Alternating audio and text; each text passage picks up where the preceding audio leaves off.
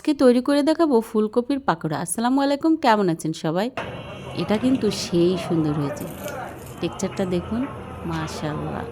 তো চলুন প্রসেসিংটা দেখে নিই। প্রথমে নিয়ে নিলাম ফুলকপি, আর দেখুন সাইজটা কেমন করে কেটে নিয়েছি।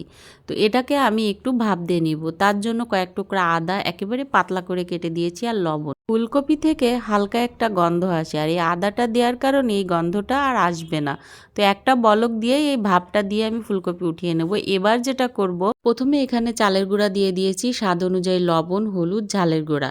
আর একটা টেস্টি মশলা করেছি, যেখানে দিয়েছি সামান্য জিরা, গোলমরিচ, ধনিয়া, একটা এলাচ, দিয়ে দিলাম রসুন আর আদার সামান্য পেস্ট, দিয়ে ভালো করে মেখে একটা ঘন ব্যাটার তৈরি করে নিব। আর তারপরে এখানে ভাপ দিয়ে রাখা ফুলকপিটাকে ভালো করে মেখে নিব।